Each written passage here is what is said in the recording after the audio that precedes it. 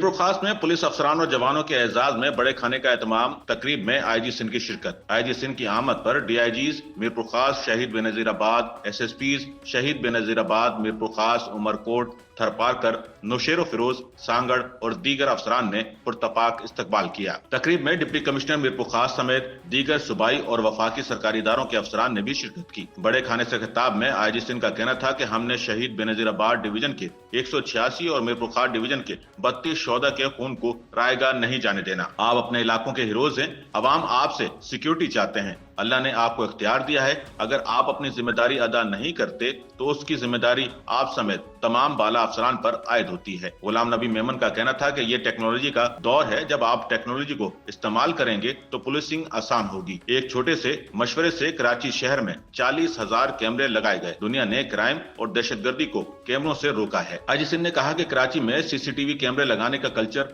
بن گیا ہے، کوئی بھی کرائم ہوتا ہے اس کی سی سی ٹی وی آ جاتی ہے۔ آپ اپنے علاقوں میں کیمرے لگوائیں، کرائم خود کم ہو جائے گا۔ تقریب سے ڈی آئی جیز میرپور خاص اور شہید بے نظیر آباد نے بھی خطاب کیا۔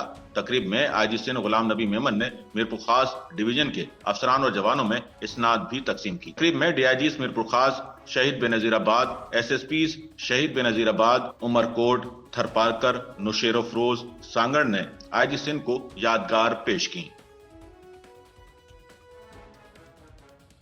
سچل نیوز نیٹ ورک کی ویڈیوز میں خوش آمدید۔ ناظرین، ویڈیو سے متعلق اپنی قیمتی رائے کا اظہار کمنٹ باکس میں ضرور کریں اور چینل کو سبسکرائب کریں۔